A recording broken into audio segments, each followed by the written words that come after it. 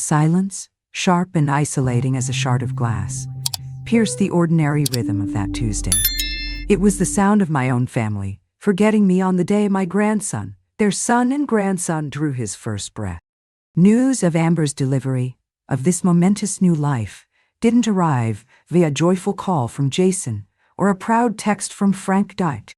No, it trickled in hours later, a casual mention from a neighbor whose daughter worked at the hospital, the words landing like small, unexpected blows. I didn't utter a single syllable of reproach, not then. The disappointment, a bitter, metallic taste, I forced down, a familiar exercise in self-effacement. For 24 relentless hours, I maintained a vigil outside that sterile hospital room, a ghost haunting the periphery of their celebration. The antiseptic smell of the corridor became my unwelcome companion, the squeak of nurses' shoes a mocking rhythm to my waiting. Sometime in the hushed, blue hours of the deepest night, a primal urge, the grandmother's instinct, pulled me toward the door. I just wanted to see if the tiny mite, my flesh and blood, might need his nappy changed, a small act of tenderness I yearned to offer. Amber's eyes, when they finally flickered towards me from her throne of pillows, were not filled with the soft glow of new motherhood I'd anticipated. They were cold, narrowed, with an unmistakable revulsion that stole the air from my lungs. "Have you even washed your hands?" she'd hissed, her voice a venomous whisper in the quiet room, each word a tiny, poisoned dart. My husband, Frank, and our son, Jason, stood sentinel by her bedside, their faces impassive, their gazes carefully averted, as if a sudden, fascinating draft had captivated their attention on the far wall. They offered no defense, no gentle mediation, not even a flicker of discomfort at her tone. Instead, Jason, his voice betraying no awareness of the insult his wife had just lobbed at his own mother, merely instructed, "Mom, take good care of her." His words, so casual, so dismissive, twisted the knife. "Find it, Edie." If none of them, not my spouse of 3 decades, nor the child I had nurtured, perceived me as deserving even a particle of common courtesy, then the threads that had bound me to this life, to this role, had frayed beyond repair. A chilling clarity settled upon me. The next morning, the sun rose on a new resolve. I packed my bags, each item folded a small act of defiance, and booked a trip, a one-way ticket to anywhere but here. The inevitable explosion came swiftly. "You're going on a trip right after Amber gave birth?" Frank's voice, usually a low rumble, crackled with incredulity. "Who's supposed to take care of her and the baby? Have you completely lost your mind?" Jason echoed him, his tone a mixture of outrage and disbelief. "Mom, what were you thinking? Amber's still recovering, and this is when she needs you most. She's going to hate you for the rest of her life, for this abandonment." I surveyed Frank and Jason, my husband and my son, their faces contorted in matching scowls, their eyes glaring at me as though I'd confessed to some heinous, unforgivable transgression. All I registered internally was a profound, cavernous hollow blooming in my chest, cold and vast.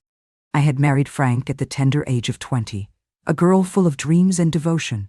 Jason arrived a year later, and for the subsequent 30 years, I had operated this household with the relentless efficiency of a well-oiled, tireless machine. Cleaning, cooking, organizing, mending, sacrificing. My days were a blur of ceaseless effort, yet all these endeavors, my very essence, had been absorbed into the fabric of their lives as if by osmosis, treated like the unnoticed hum of the refrigerator, essential but utterly unacknowledged background noise. I turned my gaze, steady and unwavering, to Jason. Aside from being the one who prepares your meals day in and day out, who scrubs your laundry with the dedication of a paid domestic, have you ever once, to anyone, acknowledged me as your mother in a way that held meaning? My voice was quiet, dangerously so. I attempted to change your infant's diaper, a simple act of grandmotherly care, and Amber, your wife, recoiled and practically demanded I encase my hands in disposable gloves first. "Do you genuinely believe I am that contaminated, That unhygienic?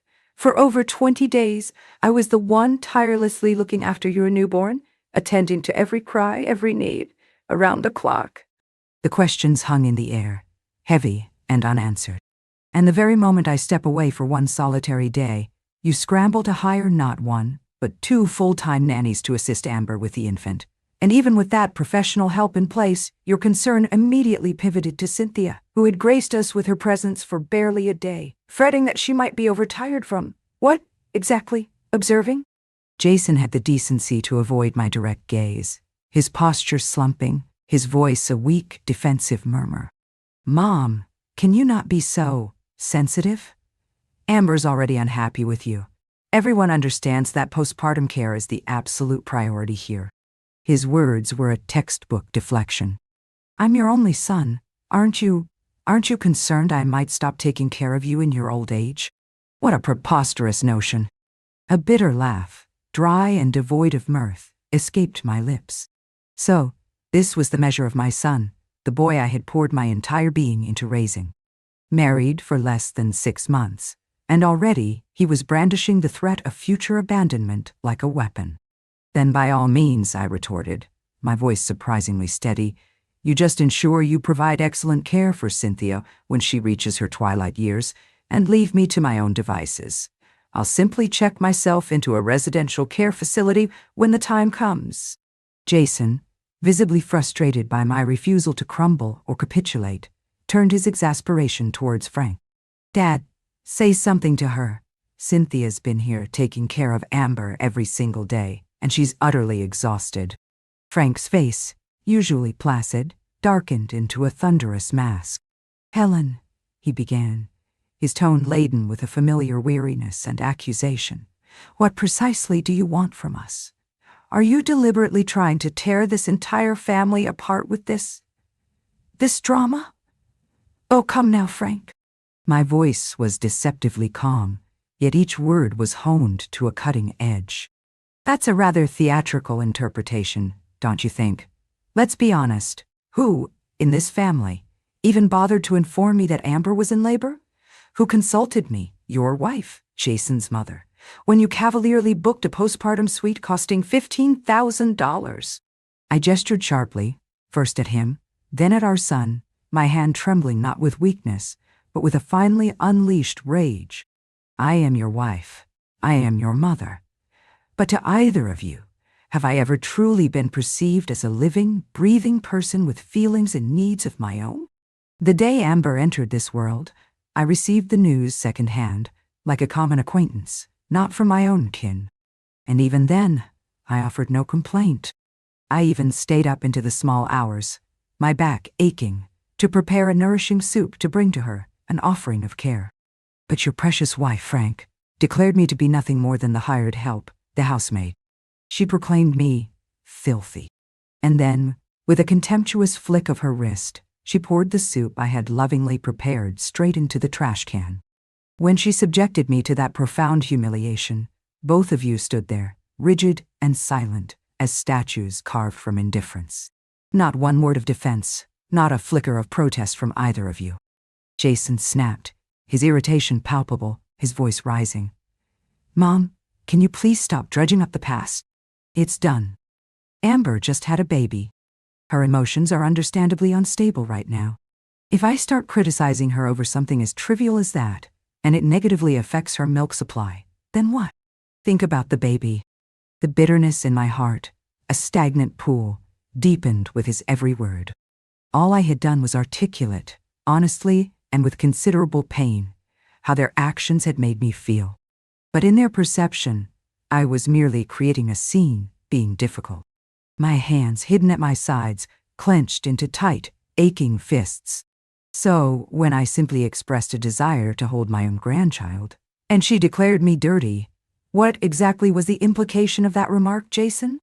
He grew visibly more agitated, running a hand through his hair. You're in the kitchen all day long. You reek of grease and cooking smoke.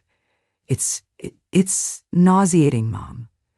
Honestly, even I can barely stand the smell sometimes, let alone a sensitive newborn. The injustice of it slammed into me with physical force.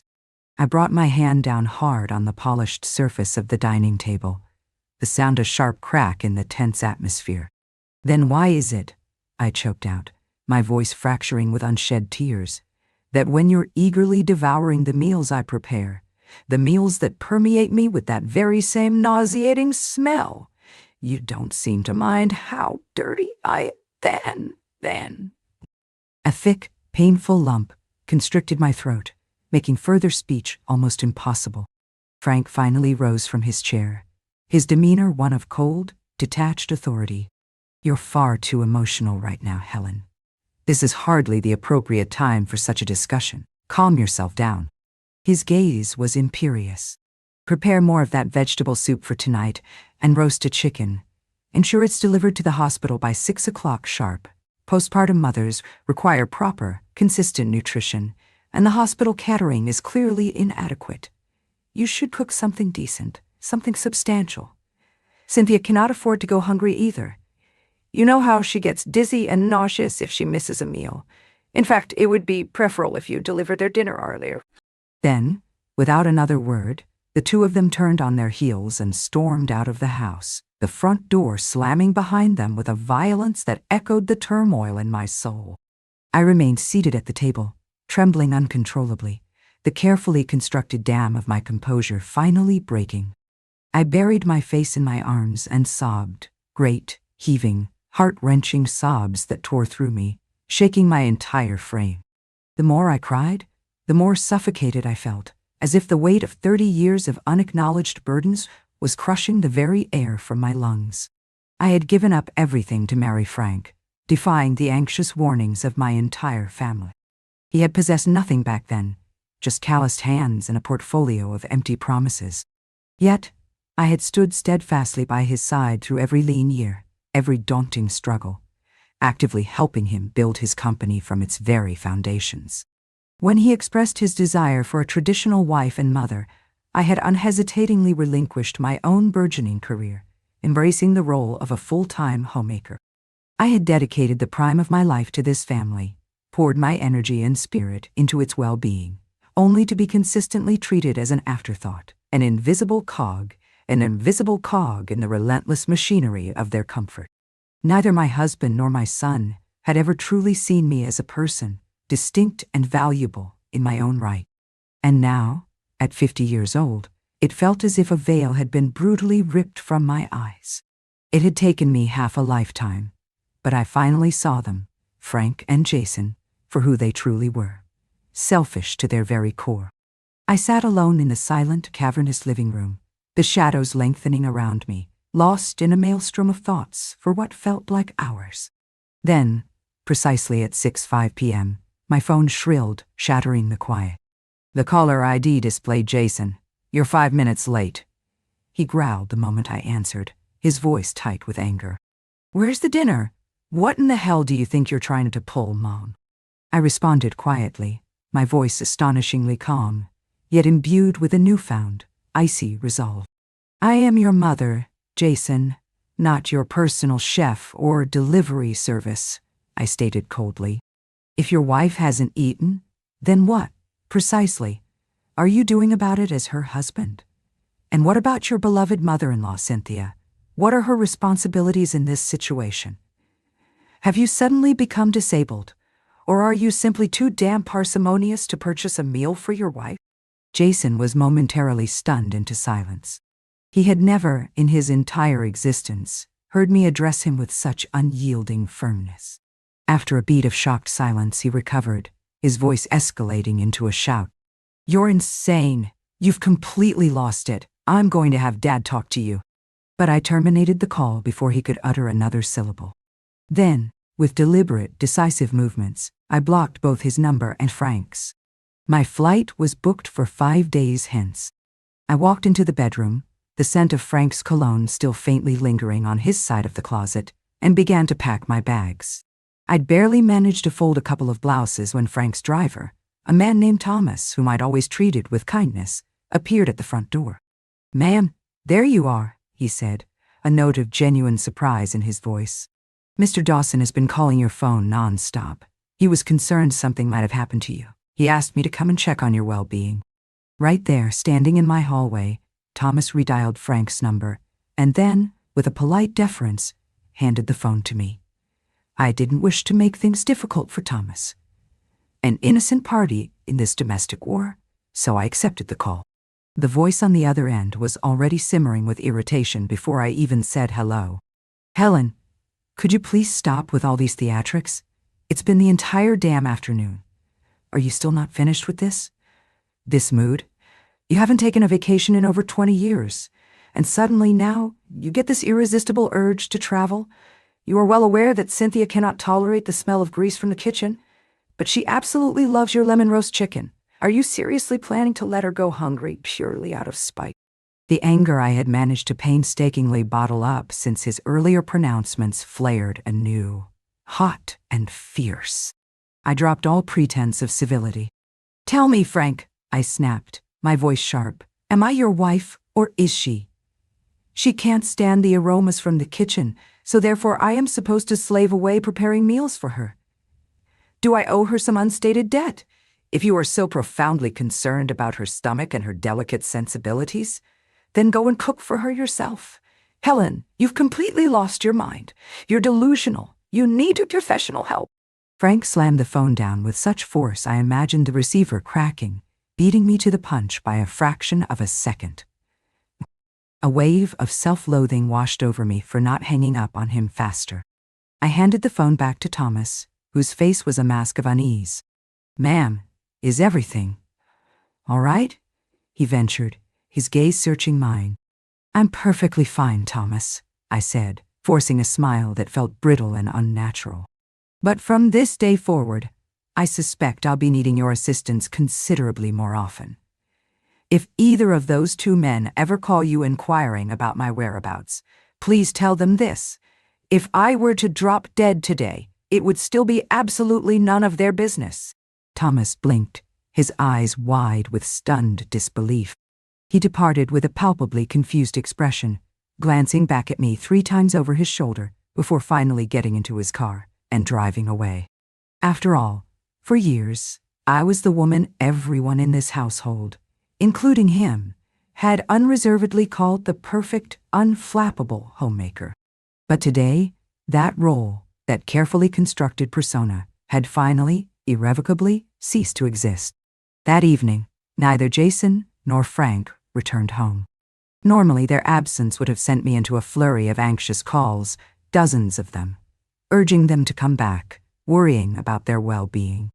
But tonight, I made not a single sound, sent not a single message. I spent the entire afternoon basking in the gentle warmth of the sun in the garden, a small, overgrown sanctuary I rarely had time to enjoy. It was surprisingly warm for the season. Above me, as dusk deepened, the stars began to prick the velvet sky, shining with a remote, indifferent brilliance. Previously, their absence from the house would have rendered sleep an elusive torment. But tonight, well before 10 o'clock, I was already enveloped in a deep, untroubled slumber. I awoke at 5 o'clock the next morning, the light still a soft gray promise. After washing up, I donned my old, comfortable yoga gear and, for the first time in years, went out for a run through the awakening neighborhood. Some of the neighbors, familiar faces from the block whom I knew only through polite, hurried nods, looked at me with undisguised surprise. They remarked later that I seemed different that day. Ordinarily, at this early hour, I'd still be confined within the walls of my home, bustling in the kitchen, preparing breakfast for Frank and Jason, never daring to step outside before my duties were fulfilled. After meticulously preparing their breakfast and ensuring they had eaten their fill, they would depart for their respective workdays. And then, my day of cleaning the cavernous house would commence. Day after day, year after year, the same relentless, soul-crushing routine. People in our circle often commented that I was a workaholic when it came to domestic duties. When it concerned the care of the children and Frank, I undertook everything myself, never delegating, never leaving any task to others, convinced only I could do it right. Frank's business partners would frequently tell him, often in my hearing, that their own wives should take lessons from me in domestic management. Frank, on the other hand, would invariably frown at such comments and curtly state that I possessed no other discernible talents, that I couldn't possibly compare to other, more worldly women. He conveniently forgot that in the precarious early days of his fledgling business, I was the one who had stood resolutely by his side, helping him entertain clients and negotiate crucial deals. But today, I was indeed different. This morning, I ran for a full 40 minutes around the neighborhood, the exertion bringing a healthy sheen of perspiration to my skin. When I returned home, I indulged in a long hot shower and then prepared myself a delightful, nourishing breakfast: fresh fruit, yogurt, a slice of whole wheat toast with avocado. I sat in the garden, in my sun-drenched sanctuary, enjoying the vibrant view of my neglected roses, listening to the cheerful chirping of birds, and savoring the profound, unaccustomed peacefulness of my solitary time. But when I later opened my phone and idly scrolled through social media, the image Cynthia had just posted nearly caused my heart to seize. In the photograph, Frank, my husband, who to my knowledge had never so much as touched a frying pan in the 30 years of our marriage, was depicted in Jason's gleaming, modern kitchen, actually cooking. One picture showcased the previous night's dinner, a lavish, multi-course meal he had evidently prepared himself, composed of the freshest, most expensive-looking ingredients. Another image showed him this morning, carefully, almost reverently, brewing a cup of artisanal coffee for Cynthia. I stared, dumbfounded, at the flood of fawning comments beneath the post. Every single one was a paean of praise for Frank, showering him with admiration and virtual likes for his newfound culinary prowess and doting nature. I hesitated for only a moment. Then, with a newfound boldness, I typed a comment beneath the picture: married for over 30 years, and this is the very first time I've learned my husband possesses a culinary certificate. What a profound shame. I've never once had the privilege of tasting Frank's cooking. Not long thereafter, Frank stormed through the front door, slamming it shut behind him with a force that rattled the windows. "Helen, what in the goddamn hell are you trying to do?" he bellowed, his face a mask of fury. I calmly set down my coffee cup and looked at him, my expression unreadable. "That, Frank, is a question I believe I should be asking you." Frank ripped off his silk tie, a symbol of his corporate success, and threw it violently onto the polished hardwood floor. "We've been married for 30 years, Helen. What on earth do you possibly have to be jealous about now? You refused to cook for Cynthia, so I did it. Why are you acting like a raving lunatic about it? Cynthia is in tears now, thanks to your malicious comment. Crying?" A quiet, almost inaudible laugh escaped me. What exactly did I state in my comment that wasn't the absolute truth? "Helen." He roared her name, and then, in a fit of uncontrolled rage, he flipped the small garden table where my breakfast tray still rested. My carefully prepared meal, scrambled eggs, a piece of toast, the remnants of my coffee, scattered across the patio tiles, a pathetic, discarded mess. In that sickening moment, a chilling realization struck me with the force of a physical blow. This was precisely how Frank viewed me. Just like that ruined breakfast. Disposable, unimportant, easily tossed aside when inconvenient. I looked up at him, my gaze steady, my silence more potent than any shouted accusation. Frank must have recognized on some level that he had gone too far. He avoided my eyes, his voice dropping to a defensive mutter. "Stop making such a dramatic scene, Helen. Everything I'm doing for our son, for the good of this family." I didn't utter a word. My continued silence only seemed to inflame his anger further. "Helen, you used to be so gentle, so understanding. We've been married for 3 decades, and everyone says you've been the perfect wife, the unwavering rock behind this family. So why are you suddenly falling apart now, just when Amber and the baby need our support the most?" My quietude seemed to rattle him more than any yelling ever could. He continued, his voice regaining its authoritarian edge. "Forget about that ridiculous trip. I'll hire 2 additional nannies to help with Amber and Cynthia. You just stay here at home and cool off. When Amber is discharged from the hospital, she'll be coming here to our house to recuperate. She specifically wants your cooking, so you'll move into the guest room downstairs to take care of her full-time. Jason has already written up a comprehensive list of dietary guidelines for postpartum care." On his way out, His fury seemingly spent, Frank bent down and retrieved his discarded tie from the floor. He meticulously smoothed out the wrinkles and carefully, almost tenderly, folded it, slipping it into his expensive jacket pocket. It was a jewel blue silk, patterned with diagonal white stripes, a tie I knew he particularly disliked. And yet, today, he folded it with such uncharacteristic care, as if it were something precious and valuable. That's when my phone buzzed with an incoming message. It was from Jason. "Mom, Dad probably already talked to you, right? Here's that list of things you need to keep in mind. Amber and her mom, Cynthia, well, they've been pampered their entire lives, you know. They've literally never done a stitch of housework. So when you're cooking for them, make absolutely sure you ask them precisely what they want to eat. Amber prefers very light, mild flavors, but Cynthia, she likes her dishes quite spicy. Oh, and Amber and the baby's Clovis, but Cynthia, she likes..."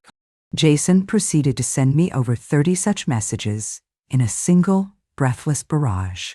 He remembered every tiny, insignificant preference his wife and his mother-in-law possessed, yet he consistently failed to remember my own birthday year after year. I replied with a single dry sentence. "Well, today I finally learned you actually had so much to say to me." Funny, I mused. Until this very moment, he'd rarely spoken more than 3 consecutive sentences to me unless I initiated the conversation first. Jason, completely oblivious to the biting sarcasm in my tone, just kept issuing instructions. "Mom, next Tuesday is Amber's discharge day from the hospital. She's been craving your chicken soup. You should make sure to get all the ingredients ready well in advance. Oh, and just a heads up, Amber's been pretty moody lately, you know, since the delivery. If she complains about not wanting your food again, just try to cook it early and leave it on the table before she actually sees you." A soft, bitter laugh escaped my lips. I didn't bother to respond because I knew something that Jason, in his self-absorbed world, did not. Next Tuesday was the day I was scheduled to leave for my trip. Frank had instructed me to take some time to cool off, but interestingly, he never reached out to me again in the intervening days. The man who rarely ever came home on time from work now clocked in and out of his office with the punctuality of a model employee. He spent every single evening at Jason's house, conspicuously showing off his newfound culinary passion, diligently playing the role of the doting father-in-law and attentive pseudo-husband to Cynthia. Frank was clearly terrified that I might do or say something that could potentially upset his precious Cynthia again. Consequently, both he and Jason quietly, without a word to me, removed me from viewing their social media updates, effectively curating their online narratives to exclude me. Every day, I watched their carefully constructed happiness unfold from afar, scrolling through Amber's public posts instead, an endless stream of photos depicting their happy little family unit. Smiling, cozy, complete, a perfect tableau of domestic joy, all conspicuously without me. Tuesday arrived with an almost surreal swiftness. As soon as I stepped into the bustling terminal at the airport, my phone rang. It was Frank. "Where are you?" he demanded, his voice tight. "I'm at the airport," I stated simply, my voice even. "Stay right there," he ordered curtly. "Jason is on his way to see you." I had almost reached the security checkpoint, my boarding pass clutched in my hand, when I saw Jason striding purposefully towards me, pushing my own elderly mother in a wheelchair. My heart lurched. "Grandma," he began dramatically, his voice laden with manufactured concern. "Please, you have to talk some sense into my mom. Something is clearly seriously wrong with her. She's picked the absolute worst possible time to go off on some ridiculous vacation." "Jason," I interjected sharply, my voice trembling with a mixture of anger and distress, Your grandmother's heart condition is not stable. Why?" I quickly navigated through the security line, and then, fueled by a surge of righteous fury, I couldn't help myself. I slapped Jason hard across the face. He stared at me in utter shock, his hand flying to his cheek. I had raised him for 22 years and had never once laid a hand on him. But in that moment, I felt not a shred of regret. I replied, my voice surprisingly calm amidst his storm. "Didn't you always proclaim that Cynthia would be the perfect wife, the ideal woman? Well then, let her take care of your mother. I have diligently taken care of you, our son, and this entire family for 30 long years, and throughout that time, you've consistently treated me as if I were invisible, a non-entity. Now that your unpaid maid has finally invisible, a non-entity. When I hung up the phone, a strange, almost ethereal calm washed over me. I knew, with a certainty that resonated deep in my bones, that I was about to embark on my own journey. A journey of self-discovery, and I was not going to allow these people, this toxicity, to disrupt my newfound peace. There were 2 places in the world I'd always yearned to visit, 2 dreams I had kept tucked away in the deepest corners of my heart. A quaint, windswept coastal town in Maine and a sprawling, rugged ranch in Montana. I'd heard whispers that the Montana plains were at their most breathtakingly beautiful just before the onset of autumn, so I booked an extended vacation there, craving the opportunity to relax and rejuvenate while the weather was still mild and welcoming. I hired a local private guide, a weathered, kind-eyed woman named Sarah, to take me through the working ranches and charming small towns, offering me an authentic taste of the Western lifestyle and its hearty, unpretentious local cuisine. The air there was so pristine, so clean, it felt as if it had just been freshly washed by a mountain spring, and the vast cerulean sky stretched endlessly overhead, so immense it felt as though it could pull your very heart wide open with its grandeur. Every night, I retired to bed by 10 o'clock, falling into a deep, uninterrupted, and profoundly restorative sleep until 7 the next morning. I had never in my entire adult life slept so soundly, so peacefully. This slow, unhurried, tranquil pace of life was precisely what I had longed for, fantasized about, when I was a younger woman, before the demands of marriage and motherhood had consumed me. The past 30 years of my existence had been relentlessly consumed by the kitchen, the laundry room, an endless cycle of household duties, and 1,000 other mundane, thankless tasks. Now, each day was a gentle unfolding of simple pleasures. I visited 1 or 2 carefully chosen sightseeing spots, and spent the remainder of my time either horseback riding across the rolling hills, or simply walking for miles on the sprawling ranch, feeling the earth solid beneath my feet. At night, I would often sit on the cool grass, wrapped in a soft blanket, gazing up at the brilliant tapestry of stars, feeling as though I had somehow returned to the innocent wonder of my childhood. Meanwhile, back in the world I had left behind, Cynthia wasn't exactly remaining idle or silent. She posted yet again on social media, this time with a message subtly, yet unmistakably, hinting at me. Some people really have it made, don't they?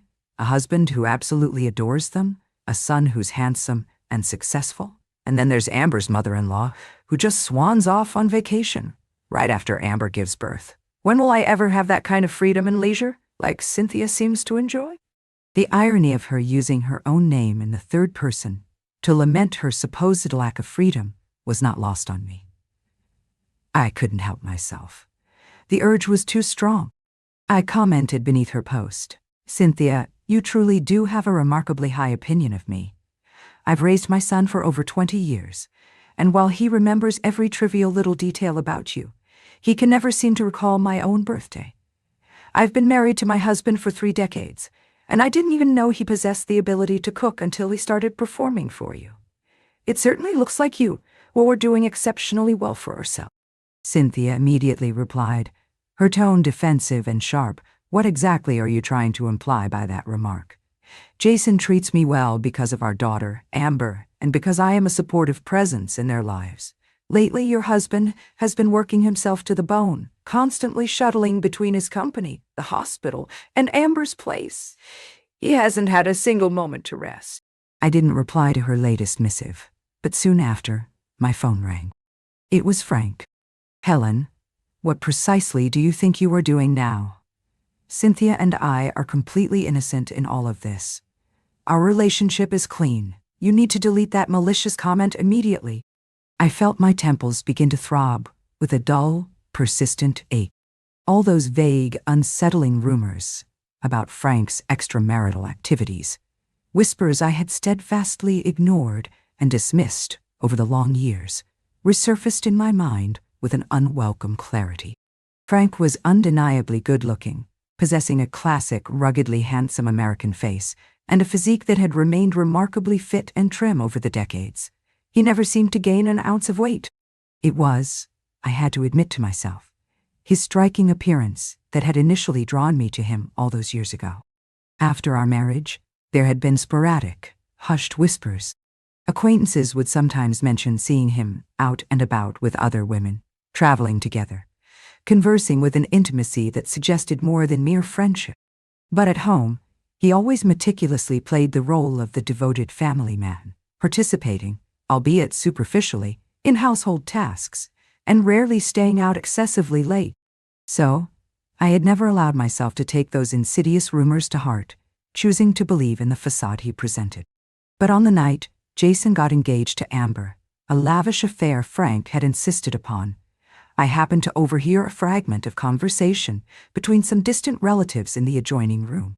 Their voices were low, but the words carried clearly. Frank's been carrying on an affair with Cynthia, Amber's mother, for years now. After he apparently got bored with her, he cleverly introduced Cynthia's daughter, Amber, to his own son, Jason, thereby ensuring Cynthia remained close and accessible to him. My God, the man is utterly disgusting, a true predator. Someone else urgently hissed, "Keep your voices down, don't let Helen overhear you." But the words, sharp as daggers, had already found their mark, embedding themselves deep within my heart. In that shattering moment, everything I had willfully refused to confront, everything I had pushed down and ignored over the years, clicked into a horrifying, undeniable place. My instincts, long suppressed, screamed at me that those rumors were not just baseless, malicious gossip. They were the ugly, unvarnished truth. On the 8th day of my Montana retreat, Frank's personal assistant, a polite young woman named Carol, called me. "Mrs. Dawson," she began, her voice professionally neutral, "Mr. Dawson asked me to inquire as to when you might be planning to return home." I responded lazily, stretching out on the sun-warmed porch of my cabin. "I'll return when I feel like it, Carol. Perhaps sooner, perhaps later." Before long, Jason called, his voice erupting in a shout the moment I answered. "Mom, it's been 8 whole days. How much longer are you planning to stay out there in the wilderness? Have you had enough of your fun yet? The baby is crying incessantly every single day, and Amber and Cynthia, they simply can't cope with him on their own. The nanny's food is absolutely awful, apparently. I've begged you, Mom. You need to come home now." I hung up without a second thought, the familiar wave of exasperation washing over me. On the 10th day, Frank called again, his voice now as calm and measured as if he were discussing a complex business negotiation. "Helen," he began, "do you even care about our marriage anymore? Do you place any value on what we've built together?" Without a moment's hesitation, I asked, my voice equally steady, "When did you and Cynthia actually start your affair, Frank?" There was a brief, pregnant silence on the other end of the line before he erupted, his carefully constructed composure shattering. "Have you completely lost your mind? Are you determined to invent these ridiculous fantasies? You're just making unnecessary trouble, Helen, looking for excuses." On the 20th day of my transformative trip, I received a call from Tina, Frank's sister. "Helen, when on earth are you coming back?" she wailed, her voice thick with desperation. "Mom has been making an unbearable scene every single day. She's yelling throughout the night, refusing to eat her meals. We're all losing our minds here. It's absolute chaos." They had been solely responsible for Diana's care for just over 20 days, and already they were at their breaking points, ready to crack under the strain. But I had cared for her, day in and day out, for 10 relentless years. They had always implicitly, and sometimes explicitly, felt it was my unquestionable duty to care for her. After all, in their eyes, I didn't have anything else important to do, so I might as well do something meaningful to pass the time, like tending to their ailing matriarch. I responded directly, my voice devoid of its former deference. "Tina, your mother is your family's responsibility, not solely mine. Doesn't your brother Frank always proclaim that Cynthia is the perfect woman, the ideal partner for him? Why doesn't he let her take on the responsibility of caring for your mother?" To my utter surprise, Tina didn't argue with me or try to guilt-trip me. Instead, she apparently went straight to her brother and confronted him. The siblings, I later heard, fought fiercely, the main point of contention being Cynthia. Later that day, Tina called me again, and her tone was completely, astonishingly different. "Helen," she said, her voice now laced with a newfound respect, "I am so truly sorry for everything I said earlier, for how I've treated you over the years. Frank is an absolute bastard. He actually yelled at me, his own sister, over that woman, Cynthia. He even threatened to hit me. He said that I was just the servant they hired to take care of the house, and that woman is the princess he's intent on spoiling. He said if you don't come—" She paused, then added emphatically, "Helen, don't you dare go back. Let all of them, see the true, grasping face of that woman." Her sudden change of attitude surprised me immensely. Tina had never been particularly kind or supportive to me before, always finding something to criticize, some fault to pick at. But whatever her underlying reasons, I was grateful for her unexpected support, as long as she didn't cause any more unnecessary trouble for me. On the 30th day of my journey of self-reclamation, just as I was preparing to board my return flight home, though home now meant something entirely different, Frank's assistant, Carol, called me once more. "Mrs. Dawson," she said, her voice professionally crisp, "Mr. Dawson asked me to inform you. If you do not return to the marital residence within the next 2 days, you will be receiving a formal divorce notice from his attorney." I responded calmly, a small, almost imperceptible smile playing on my lips. "Perfect. My attorney has already dispatched his notice. Please tell Mr. Dawson to check his mailbox." When the plane finally landed, I didn't go back to Frank's opulent, sterile mansion. Instead, I headed straight to the old, slightly worn-down house my beloved parents had left me in their will.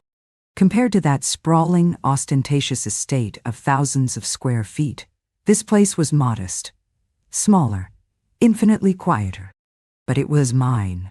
Every single square inch of it, every floorboard, every window pane, belonged to me and to no one else. After Frank's career had taken off, catapulting him into wealth and status, our marriage had slowly, almost imperceptibly at first, dissolved into nothing more than a hollow shell of mutual obligations. Obligations towards Jason, towards the extended family, towards maintaining a public facade. Every time we argued, which had become increasingly frequent in recent years, he would inevitably throw it in my face. "This house is mine, Helen. If you don't like it, you can leave." Once, his voice dripping with contempt, he had even sneered. Even a stray dog would earn some measure of affection after 20 years of loyal service. I used to tell myself, desperately, that those were just words spoken in the heat of anger, meaningless barbs. But now, I knew with a chilling certainty they were exactly what he meant, a true reflection of his callous heart. This house, my parents' prudent early investment, was something I had always quietly maintained as a backup, a small, secret sanctuary. I'd done a bit of essential renovation here and there over the years, initially thinking they might wish to use it in their later years. Now, it was to become my safe haven, my fortress of solitude. I spent 2 full, exhausting days setting it up, furnishing it with only the things I truly needed and loved, getting it just the way I liked it, reflecting my own taste for once. I was so physically and emotionally drained by the effort that I would fall into a profound sleep the moment my head hit the pillow each night, then awaken refreshed at 5 each morning to jog in the nearby park, the rising sun warm on my face. That freedom, that quietude, that empowering sense of control over my own environment, it was a kind of deep, resonant happiness I had never before imagined was possible for me. I even went to a local dealership with the intention of buying myself a small, reliable car. But just as I was about to swipe my card to complete the purchase, the young sales associate gave me a hesitant, apologetic look. "I'm so sorry, ma'am," he mumbled, clearly embarrassed. It looks like your bank account has been frozen." I froze, the card halfway out of my wallet, stunned into momentary disbelief. Seconds later, my phone rang. It was Frank. "Helen," he said, his voice oozing with a smug, spiteful satisfaction that sent a shiver of pure ice down my spine. 20 years, my dear. I've spoiled you far too much. You want a divorce, do you? Fine. Let me show you what life after divorce from me really feels like." His voice, laced with malice, was a stark reminder of the man I had been blind to for so long. 20 years of comfortable, if unfulfilling, domestic life had indeed dulled my edges, worn down my survival instincts. But now, I was wide, terrifyingly awake. I immediately called my best friend, Susan, my voice trembling slightly, and asked her to wire me $50,000, just in case, to a new account I'd hastily opened. She was, predictably, fuming on the other end of the line. "Men," she spat. "Every damn one of them turns into a complete and utter bastard the second they get a whiff of money and power. They conveniently forget who stood steadfastly by them when they had absolutely nothing to their name." I knew something was seriously off when Jason got married. Frank was practically falling over himself, fawning and scraping, to please Cynthia. I just knew he was up to no good. And now we finally know the sordid truth that you've been sneaking around behind your back along. I sighed, a wave of weariness washing over me. "I guess I was too weak for too long, Susan." Susan's voice softened instantly. "Honey, don't you dare beat yourself up over this. He's the one at fault, not you. I've already scheduled a meeting for you next week with Eleanor Vance, the absolute best divorce attorney in the city. Don't you worry about a thing concerning the money. I've got it covered. You just focus on taking care of yourself, on healing. I've got it covered. You just focus on taking care of yourself." I also told my parents everything, every painful detail. They didn't scold me. They didn't ask why I hadn't left him sooner. All my father said, his voice gruff with emotion, was, "Don't be afraid, Helen. If you've truly made up your mind, then don't you dare look back. Just keep going forward." That day, I steeled myself and went to the hospital to visit Frank's mother, Diana. Just as I turned into the long, sterile hallway near her private room, I saw Frank and Cynthia emerging together, conversing in low, intimate tones. "Frank, darling, your mom's mattress is far too firm. It's undoubtedly giving her those dreadful pressure sores," Cynthia said, delicately tugging off a pair of disposable gloves as she spoke. "I just treated them a little for her, but you really need to impress upon the caregiver the importance of being more attentive. She's far too old and frail to handle this kind of prolonged discomfort." Frank looked at her, his expression soft and touched. He gently took her hand, his fingers lingering on her wrist. "You've been absolutely amazing, Cynthia. Truly, if Helen doesn't come back to her senses soon, I'll make absolutely sure she sees and appreciates everything you've been doing for my mother, for this family." Cynthia gifted him a soft, demure smile. "Oh, Frank, Helen hasn't had it easy either, you know. I've already told Amber not to be too hard on her mother-in-law." Frank's face instantly hardened at the mention of my name. "Don't you dare mention her to me. Only you and dear Amber possess the compassionate hearts to be so kind. Anyone else would have given up on a woman like Helen long, long ago. She's just spoiled rotten because I indulged her far too much for far too long." I stood frozen around the corner, out of their sight, the chill in my chest spreading deeper by the second, solidifying into a painful knot. Then, as if nothing untoward had just been discussed, I heard Frank say casually, his tone shifting back to indulgent, "Anyway, let's not talk about unpleasant subjects. Here's a check for $20,000. Go and pick out something nice for Amber and something special for yourself. You've both worked so incredibly hard lately." I nearly laughed aloud, a harsh, bitter sound. So, that was how he quantified our respective worth. I, who had taken care of him, our son, and his ailing mother for countless years, day in and day out, received no more than $3,000 a month as spending money. And even then, I was still expected to run endless errands and manage all of the care for his aging mother.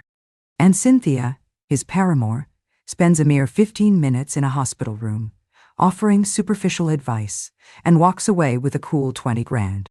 Every single time I had ever expressed a desire to buy something for myself, something beyond basic necessities, he would invariably accuse me of being wasteful, of squandering his hard-earned money. I didn't go into Diana's room. I turned around, my heart heavy with a fresh layer of disillusionment, and went home instead. On the way, I called Susan and asked her to help me contact some reputable second-hand furniture dealers and luxury consignment services. It was time I had decided to clear out everything in that grand empty house that had ever belonged to me. Every tangible reminder of a life that was no longer mine. By the time I arrived back at my little sanctuary, Susan was already there, a whirlwind of supportive energy.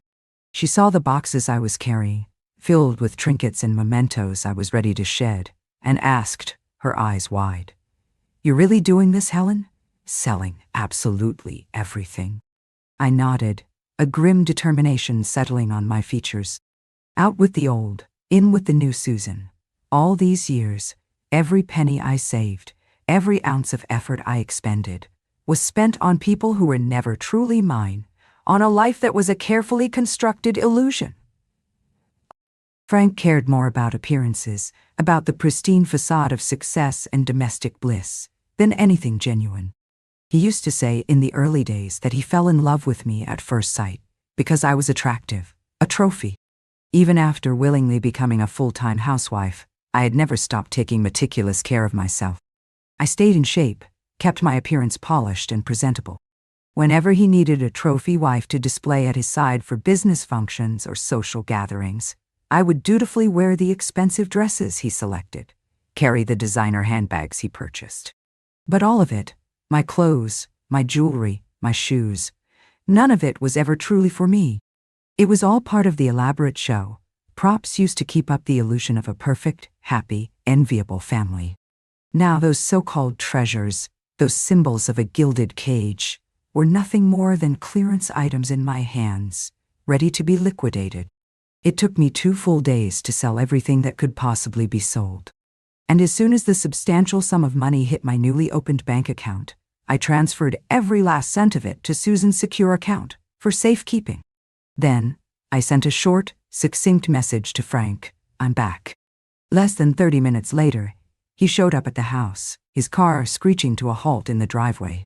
The moment he stepped inside and surveyed the cavernous, echoing empty space, he froze, his face a mask of disbelief. Where is everything?" he stammered. I looked at him calmly, my hands clasped loosely in front of me.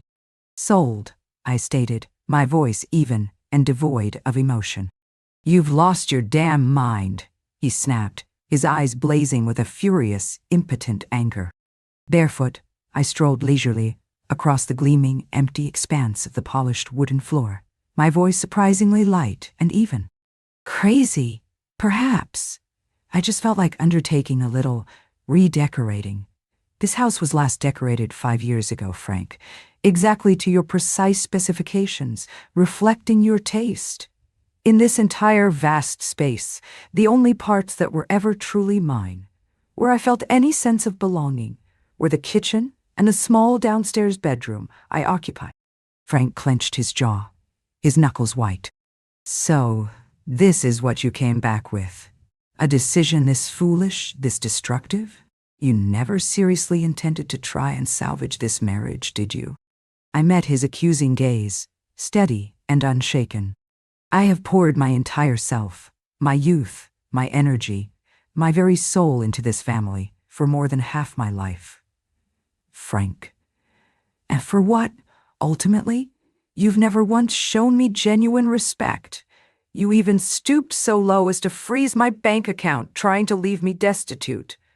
But that's fine. I assume you've received the court summons by now." Just then, his perpetually flustered assistant, Carol, peeked her head in from the doorway, her voice awkward and low. "Sir, the divorce papers from the court. They were just delivered to the office." "Well done, Helen." "Just, well done," Frank growled, his jaw clenched so tightly I thought it might crack, his face a deep, furious shade of crimson. "I supported you, provided for you, for over 20 goddamn years, and now you have the unmitigated nerve to file for divorce against me? I'd like to see which lawyer in this entire city dares to take your case against Frank Dawson." Frank's eyes flickered, a momentary, almost imperceptible shift, but I saw it. Then he snapped back, his voice harsh. "You're disgusting, Helen, utterly disgusting. I am only helping Cynthia out of the goodness of my heart, for Amber's sake, for my granddaughter. And what about your son, our son, Jason? Don't you care in the slightest about hurting him? About the damage this divorce will inflict upon him?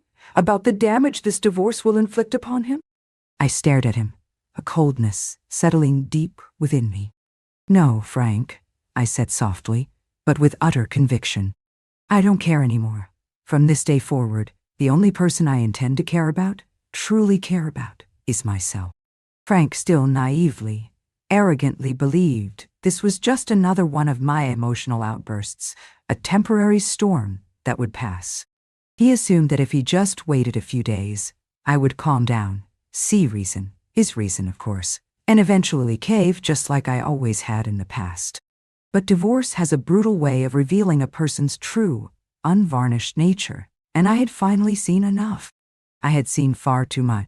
When I heard through the grapevine, because Frank wasted no time in spreading the word, that he was actively seeking to arrange a psychiatric evaluation for me, I knew I couldn't afford to take any chances. I was genuinely, chillingly afraid that he might actually try to have me institutionalized, committed against my will, simply to silence me and protect his precious reputation. So, the very next day, I officially moved all my remaining personal belongings back into my own little house and had a full state-of-the-art smart home surveillance system installed. I called my brother, Mike, my voice steady despite the tremor in my hands. "Mike," I said, "if you don't hear from me for any reason, for a full 24 hours, I need you to call the police immediately. No questions asked." We had once been husband and wife, partners in life, but now I had to think like a survivor, protecting myself from a potential predator. My 6-foot-tall son, Jason, stumbled, completely caught off guard by Mike's sudden intervention, and hit the floor with a surprised grunt.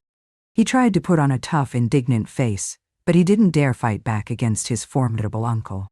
"She chose that life for herself. I never forced her to do anything," he muttered defiantly from the carpet. "Bullshit!" Mike snapped, his voice boiling with unconcealed rage. "Listen to me, you arrogant punk, and listen good. The only reason you matter to this family, the only reason anyone tolerates your entitled behavior, is because of your mother. Without her, you are absolutely nothing. Not even worth a damn. Now get the hell out of my parents' house." Jason scrambled awkwardly to his feet, his face flushed a deep crimson with humiliation and anger. As he reached the front door, he saw me standing there in the hallway, having arrived just in time to witness the end of his disgraceful performance. His expression changed instantly, a practiced mask of woe replacing the arrogance. He shifted from blustering indignation to pitiful dramatics in a matter of seconds. "Mom, Uncle Mike, he hit me. He should have hit you harder, Jason," I said, my voice devoid of any sympathy. Jason stared at me, clearly confused and momentarily wrong-footed by my unexpected words, until another slap, sharper and more stinging this time, landed squarely across his face. This time, I used every ounce of pent-up strength and righteous anger I possessed. He staggered back, stunned, clutching his rapidly reddening cheek. "Mom, you actually hit me?" he stammered, his eyes wide with disbelief. I looked him square in the eye, my voice as cold and steady as a winter river. "That, Jason, is for everything you owed me, for every moment of disrespect, every instance of taking me for granted. And from this day forward, I am officially severing all ties with you. I am no longer your mother." Jason's face contorted in a mask of childish fury. He pointed a trembling accusatory finger at me. "Fine. You'll regret this, Mom. You'll regret this for the rest of your life." In his self-centered mind, my so-called regret would probably manifest the moment Frank officially agreed to the divorce, leaving me, as he imagined, alone and destitute. But he had absolutely no idea. I'd never feared this moment. Not for a single second. The fear had been in staying. Outside the imposing, sterile courthouse on the day of our final hearing, Frank stood waiting for me, his expression a curious mixture of remorse and lingering arrogance. "Helen," he began, his voice uncharacteristically subdued, "how on earth did we end up like this? After all these years, if you felt the allowance I was giving you wasn't sufficient, I can certainly increase it. If the housework has become too tiring for you, we'll hire more help, a full staff if you wish. You can use my personal driver whenever you want, for whatever you want. For whatever you want." I didn't respond. I just stared at him, a faint, mocking smile playing on my lips. His brows tightened in frustration. "Are you really that unyieldingly set on leaving me, on ending our marriage?" I looked at him, my voice quiet but sharp as a newly honed blade. "Did you and Cynthia meet 5 years ago, Frank? Yes or no?" His eyes flickered, just for a fleeting moment, a telltale sign of his guilt. I turned and started walking up the grand courthouse steps, each step feeling lighter than the last. Behind me, he tried again, his voice laced with a desperate attempt at persuasion. "Fine, all right, I admit it, we met 5 years ago, but I swear to you, Helen, there was nothing improper between us, nothing illicit. You don't trust me, I can see that. But can't you at least trust Amber's father, a decent man?"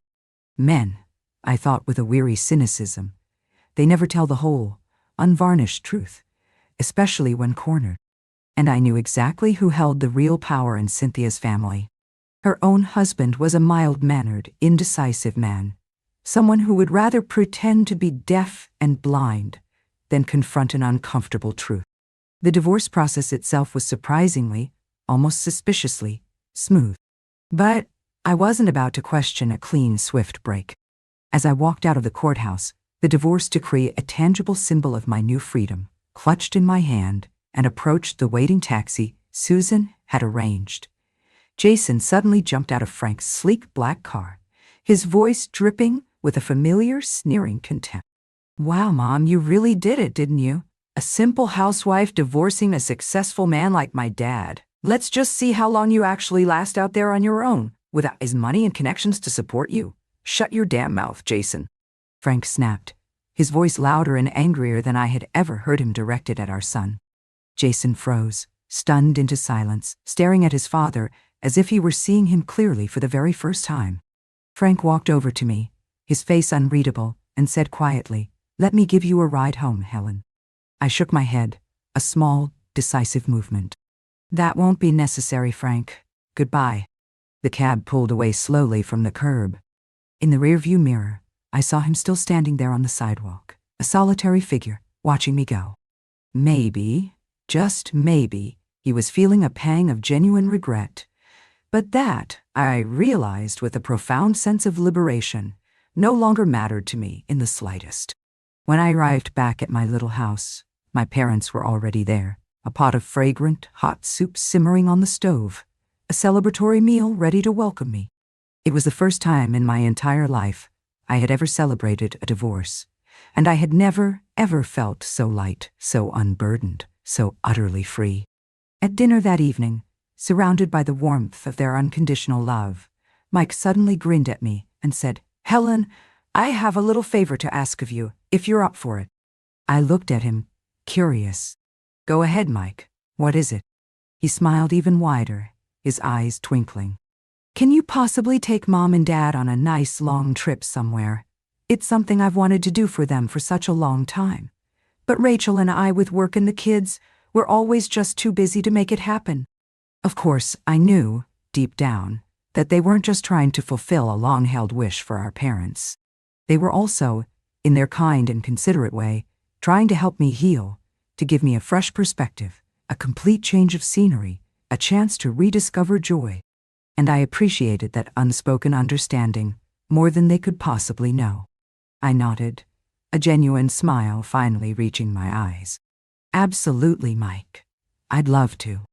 The very next day, Mike, ever efficient, had already booked our entire trip to Napa Valley, a sun-drenched, picturesque region my parents had always dreamed of visiting but had never had the opportunity to experience. Rolling vineyards stretching as far as the eye could see, a quiet, luxurious resort nestled amongst the hills, complete with natural hot springs, gourmet food and exquisite wine, and a slow, peaceful, rejuvenating rhythm of life. It was all exactly what we, all three of us, desperately needed. Before we left, Mike discreetly, almost shyly, slipped a substantial check for $120,000 into my hand. "This is for their travel expenses, Helen," he said softly, his eyes kind. "And thank you, from the bottom of my heart, for taking such good care of them during the trip. I've already arranged all the hotels and transportation. You just relax, all of you, and enjoy every single moment." A profound warmth spread through my chest, and I nearly teared up with gratitude.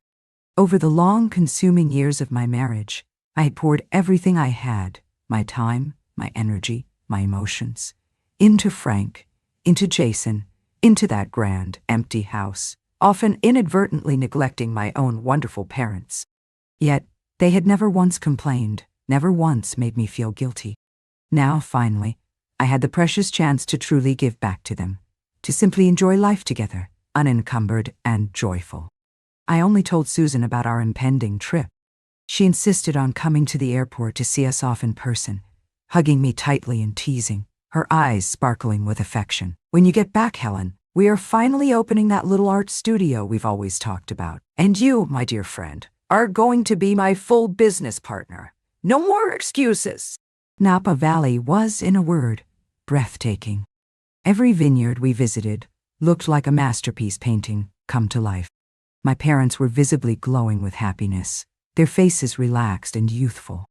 And for the first time in what felt like an eternity, I felt truly, unequivocally free again. Sipping exquisite local wine in the warm afternoon sun, reading captivating novels under the shade of ancient olive trees, taking countless photographs, laughing without a shred of guilt or self-consciousness. Time, precious time, finally belonged to me again. About a month into our idyllic Californian sojourn, out of the blue, I received a hesitant message from Amber. Her tone was unusually soft, almost conciliatory. "Helen," she wrote, "can I ask you something if you don't mind? What exactly is going on between Frank and my mom, Cynthia? Things seem tense." "Really?" I replied coldly, my patience for their drama long since exhausted. "You can ask your mother, Amber, or you can ask Frank. Just don't come asking me. I am no longer privy to nor interested in their affairs." She sent another message almost immediately. Jason knows he was wrong, Helen. He's been terribly upset. His appetite's been awful lately. He's barely eating. He says he only wants the food you used to make for him, but he's far too proud and stubborn to admit it to you directly. Would you possibly consider coming back, just for his sake? He really misses you." "No," I typed back without a moment's hesitation. "I have already cut all ties with him. He is no longer my son in any meaningful way." There was a significant pause. Then, a voice message popped up on my screen. It was Jason, his voice raised, practically shouting, laced with his familiar, furious indignation. "Fine. Don't come back then. Nobody around here needs you anyway. We're doing just fine without you." I chuckled softly to myself and set my phone down on the sun-warmed table beside me. That, I thought with a grim satisfaction, that was the real him, the entitled brat, beneath the thin veneer of remorse. A few days later, my phone rang again. It was Frank's sister, Tina. The moment I answered, I heard her sobbing so uncontrollably she could barely breathe or form coherent words. For a moment, my heart lurched. I thought something truly terrible had happened. Maybe their mother, Diana, had finally passed away. But Tina, between gasping sobs, managed to tell me that her mother was in fact still alive. Though she and Frank, she confessed, were both nearly at their absolute breaking points. Diana's symptoms of dementia were worsening rapidly. She was soiling herself multiple times a day, wandering aimlessly around the house, if not constantly supervised, and shouting incoherently throughout the night. It had become a relentless, soul-crushing struggle for both of them. Tina then sent me a recent photo of Frank. He looked completely different, haggard and utterly exhausted, his eyes hollow, a stark contrast to the confident, arrogant man I had last seen at the courthouse. "Helen," Tina said, her voice thick with tears and desperation, "my brother, Frank, he finally admits he's completely at fault for everything. He asked me to apologize to you on his behalf. You've always been the unshakable backbone of our entire family, Helen. Without you, everything has just fallen apart. Please, I'm begging you, please come back. We desperately need you." During the peak of summer, Mike's family managed to get some time off work and decided to join us on our extended vacation. We went hiking through the majestic, sun-dappled mountains, enjoying the warm sunshine on our faces and the profound, peaceful tranquility of the pristine nature surrounding us. Meanwhile, back in their own self-created turmoil, Frank and Jason's lives had reportedly turned into utter, unmitigated chaos. Cynthia, I heard through the grapevine, had moved herself into Jason's luxurious high-rise apartment and was spending her days either languidly at the spa or indulging in extravagant shopping sprees, completely and utterly ignoring anything remotely related to household responsibilities or childcare. Amber would occasionally, hesitantly, ask her mother for help with the baby, but every single time she did, Cynthia would immediately complain about feeling unwell, about some mysterious ache or pain, and flatly refuse to lift a finger. When asked to purchase even basic necessities for the household, she'd claim she didn't have any money on her. Jason, feeling increasingly helpless and overwhelmed, hired a professional nanny, but Cynthia, predictably, always found something to complain about regarding the nanny's performance. She loudly opined that the nanny's salary was far too high, and that the nanny ate more food than she did, constantly watching the poor woman like a hawk, as if she were a common thief. The most ridiculous and frankly dangerous incident occurred when Jason's baby turned 3 months old. Cynthia, without a moment's thought or consultation, decided to feed the infant egg yolk. When Jason found out, he was, quite rightly, furious. The baby suffered a severe allergic reaction and had to be rushed to the hospital and admitted. When the attending doctor inquired about the incident, Cynthia, without batting an eyelid, immediately blamed the nanny, brazenly accusing her of not watching the child carefully enough. The nanny, livid at being made a scapegoat, quit on the spot, leaving them in an even bigger lurch. Jason and Amber had a monumental argument over the incident. Amber, caught in the middle, tried to defend her mother, but Jason, for once, had had enough. He vehemently threatened that Cynthia would never step foot in their house again. "If anything," he roared at Amber, "anything at all, happens to my baby because of your mother, I'll go after her with everything I have." Cynthia naturally went running to Frank, weeping crocodile tears, but he, surprisingly, turned around and soundly scolded Jason for his outburst. Then, incredibly, Cynthia and her own long-suffering husband moved into my former house, Frank's house. Her husband, though occasionally attempting to act like a responsible man, at least returned home for meals most evenings, and, unlike Frank, could actually cook a decent meal. But Cynthia, true to form, demonstrated absolutely no care or concern for the house itself. She ignored everything, letting dust gather and chores pile up.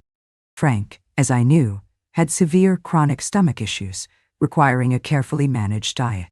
But Cynthia, who apparently couldn't live without her daily fix of spicy food, callously tossed his prescribed stomach medication aside as if it were trash. Frank, astonishingly, still tolerated her behavior, until one fateful day when he had to go on an unavoidable business trip, and Tina, his sister, also had something urgent to handle, leaving their ailing mother, Diana, entirely in Cynthia's care for 2 full days. Frank's mother, who suffered from advanced dementia and was also partially paralyzed, was completely incapable of caring for herself. On the very first day, Cynthia, faced with an accident her mother-in-law had in bed, simply called a temporary caregiver to handle the cleanup. She flatly refused to clean it up herself, deeming it beneath her. On the second day, Cynthia apparently spent all her time engrossed in her phone, completely and utterly neglecting Frank's helpless mother. The poor, disoriented woman, desperate for attention, or perhaps trying to reach something, attempted to get out of bed on her own. She inevitably fell, hard, and couldn't move, screaming in pain and fear, for hours before anyone noticed. The distressing incident eventually caught the attention of concerned neighbors, and the local social services department was duly notified. When Frank found out about this egregious neglect, he rushed home in a panic, but Cynthia, ever the master manipulator, continued to deflect all blame, coolly stating that she didn't expect his mother to suddenly attempt to move on her own. She even tried to justify her inaction to Frank, whining, "Frank, darling, I've never cared for a sick person in my life. I have absolutely no experience. I simply couldn't take proper care of her." When Frank recounted this sorry tale to me, his voice strained and weary, I didn't react, didn't offer a word of sympathy or condemnation. This was the very first time in over 20 years that Frank had actually put aside his immense pride and come to me, hat in hand, to apologize. "Helen," he said, his gaze downcast, I really know now that I've made a terrible mistake. A series of them. Please, can you ever forgive me? Can you possibly come back?" At that precise moment, Jason, who had accompanied his father, began sobbing uncontrollably, great gulping sounds. "Mom," he choked out between sobs, "I'm so sorry. I realize now, without you, this family simply can't function. It falls apart." My parents, sitting beside me on the comfortable patio chairs, looked at me with expressions of deep concern, clearly afraid that I might, in a moment of weakness or misplaced compassion, jump out of one consuming fire only to fall headlong into another, equally destructive one. My mind, however, was crystal clear, unclouded by sentimentality. "You don't actually want me back, Frank Jason," I stated calmly. "You just want your unpaid maid, your tireless cook, your convenient caregiver back. If I were to return now, give it 2 months, at the absolute most, and everything would inevitably revert to exactly the way it was before." Frank and Jason both swore vehemently, passionately, that they had truly, profoundly changed, that they had learned their lesson. But I didn't waver, not for an instant. One was in his late 20s, the other in his mid-50s. It was high time, I thought, to wean them both off their ingrained dependency, to force them to finally grow up. I suggested, quite practically, that they hire a professional, full-time housekeeper and a qualified elder care specialist. So they did. Without Cynthia's constant disruptive interference, the new nanny, a sensible, kind woman, took excellent care of my grandson. But Amber and Jason, their foundational issues unresolved, began to grow increasingly distant from each other. The smallest, most trivial disagreements would rapidly spiral into bitter, wounding fights. Eventually, Frank, finally seeing Cynthia for the liability she was, decided to ask her to move out of his house. He then began extensively remodeling the entire mansion, meticulously redecorating it entirely based on what he remembered of my supposed preferences. A desperate, transparent gesture. "Helen," he said to me one day, his voice earnest, "I was so blind before. All that money I foolishly gave to Cynthia, I'm taking every last cent of it back. From now on, you will handle all the household finances. I've already unfrozen all your accounts. In fact, I've wired $1 million into your personal account. Spend it however you like, on whatever you desire." Still, I remained unmoved, my resolve like granite. Mike, my ever-sensible brother, nudged me gently on the side during one of Frank's pleading visits, half joking, half serious. "Helen," he whispered, "don't you dare go soft on them now. Remember everything. I had already given the best 20, no, 30 years of my life to that thankless household, to those ungrateful men. Whatever precious time I had left on this earth, I was determined to make it entirely, unequivocally mine. Bold, vivid, uncompromising. Marriage, I had learned the hard way, once is more than enough to learn your lesson. I had absolutely no intention of willingly jumping back into that consuming fire, of sacrificing myself on their altar of convenience ever again. My parents saw how firm, how resolute I was, and they were finally, visibly, at ease. Our time away together had been beautiful, restorative, but it was eventually time to head back to our respective homes. Frank and Jason, through some underhanded means, I'm sure, somehow found out our return flight details. They showed up at the airport, dressed impeccably in expensive suits, holding large, ostentatious bouquets of flowers, clearly trying to put on their best, most remorseful act for public consumption. Jason ran up to me, his eyes suspiciously teary, and hugged me tight, a gesture so uncharacteristic it felt alien. "Mom," he choked out, "I'm so sorry. I really, truly mean it this time. You did absolutely everything for me, for us, and I just took it all for granted. I was a terrible son." Frank followed, his voice low and contrite. "Helen, if you've come home, then please come home for real, for good. From now on, you make all the rules. Whatever you want, it's yours." I accepted the flowers, a polite but detached gesture, but I didn't go with them. Jason, his face falling, asked with a bewildered, almost petulant air, "Mom, we've both apologized profusely. It's been over half a year since you started this whole drama. How much longer do you honestly plan to keep it going?" And just like that, there it was, the carefully constructed mask slipping off, revealing the same old entitlement lurking beneath. That, I recognized with a weary sigh, was the real him. Thankfully, I'd never truly placed any real hope or expectation on the sincerity of their apologies. I tossed the expensive flowers into the nearest trash receptacle, without a second glance, and gently pushed my parents toward Susan's waiting car. Mike turned to Jason, his expression one of utter disdain. "You complete idiot," he said, his voice cutting. "If you really, truly understood what you did wrong, what your mother endured, you wouldn't dare talk to her like that." Then he pointed a stern finger at Frank. "And you? Are you still seriously thinking she's just going to come meekly back to cook your meals and clean your house for you again? Dream on, Frank.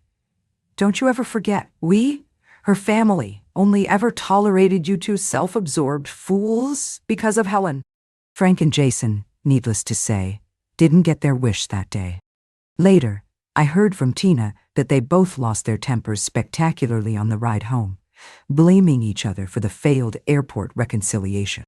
And then, not long after that, Cynthia, ever audacious, showed up uninvited at Jason's apartment. She casually began helping herself to Amber's designer dresses and expensive outfits, stuffing them into bags. "You just had a baby, darling," she'd said condescendingly to Amber. "Your figure isn't quite back to its best yet, is it? What's the point in keeping all these lovely things? I'll put them to much better use. Besides," she added with a dismissive wave of her hand, "Jason has plenty of money. If you want more clothes, just tell him to buy you new ones. If you want more clothes, just tell him to buy you new ones." Jason walked in while she was still brazenly bagging up Amber's belongings. Furious beyond words, he summarily kicked both Amber and Cynthia out of his apartment. Cynthia naturally ran crying to Frank for help and sympathy. He, for once, ignored her pleas. Even Amber tried to talk to him, to mediate, but Frank wouldn't even agree to meet with her. Eventually, Frank did manage to get all his money back, the full $500,000 he had foolishly lavished on Cynthia over the years, because that's what men like him ultimately do. They protect their assets above all else. I had scrimped and saved diligently inside the home for decades, while he had spent money on other women like it was water. And yet, Frank somehow thought this act of recouping his losses from his mistress was some grand magnanimous gesture in my favor. "Helen," he said to me, his voice earnest, "I made good on my promise. I got the money back. I was so blind before. These few months apart have made me realize, with absolute clarity, that only you can truly hold this family together. Please, Helen, come home." I looked at him, my gaze even and unwavering, and replied calmly, "Frank, I gave the best, most vital years of my life to you, to this family. The rest of my life, whatever time I have left, I am investing solely in myself. I already made the choice to leave. That door, Frank, will not reopen. You can ask me 1,000 times, 1,000,000 times. The answer will never, ever change? On New Year's Day, a day symbolizing new beginnings, Susan and I officially opened our little art studio and gallery. That night, we sat in the charming lamplit garden behind the studio, sipping champagne, soft music playing in the background, fireworks blooming like exotic flowers across the vast city skyline. She raised her crystal flute with a warm, genuine smile. "Congratulations, my dear Helen," she said, her eyes sparkling on finding yourself again. "May the rest of your life belong only and wonderfully to you." I clinked my glass against hers, smiling in contented silence. Thanks to Susan's extensive connections and our combined hard work, the studio grew steadily, and we landed our first significant clients much quicker than we had dared to hope. Meanwhile, Jason and Amber, after a period of strained separation, eventually reconciled. They reached a new, hard-won agreement. Amber could, of course, visit her own family freely, but no one else, especially not Cynthia, would ever interfere in their home or their marriage again. Without my constant, dedicated care, Frank's mother, Diana, passed away quietly just before the first buds of spring appeared. Perhaps, I thought with a pang of something akin to sorrow, she had finally found some measure of peace. Frank was quietly, deeply remorseful. "If we hadn't divorced," he said to me once, his voice heavy with regret, "maybe Mom would have lived longer, Helen. Maybe you could have saved her." He did, as he'd promised, manage to get back all the money he had so foolishly given to Cynthia over the years. Amber, in a surprising show of solidarity with me, or perhaps out of her own accumulated resentment, even returned every single gift that Frank had once lavishly bestowed upon Cynthia's mother. As for Cynthia, there was no dramatic public downfall, no satisfying karmic explosion. But she did, I heard, fall seriously ill not long after. Her own family, aware now of the full extent of what she had done, the lives she had damaged, gradually, almost imperceptibly at first, stopped inviting her for holidays or family gatherings. Her long-suffering husband grew colder and more distant with each passing month, slowly, methodically withdrawing what little affection and tolerance had remained between them. No grand scandal, no fiery explosions, just a slow, creeping, suffocating kind of isolation. Frank's assistant, Carol, relayed some of this news to me one day, with a mixture of gossip and sympathy, while Jason, ironically, stood in my own sun-drenched backyard, holding his now toddling child, attempting to prepare a simple dinner for me, a clumsy offering of peace. I simply smiled, a small, enigmatic smile. Frank still asked from time to time, his voice tinged with a hope I found almost pathetic, if I'd ever consider remarrying him. I always gave him the same calm, unwavering answer. "Not in this lifetime, Frank. Not in any lifetime. I would never again willingly wear the heavy, suffocating chains of marriage. Not for him, not for anyone. From now on, I was simply me. Not someone's wife, not someone's mother, not someone's caregiver. Just Helen, a woman who had finally, blessedly, come home to herself and could, at long last, breathe freely."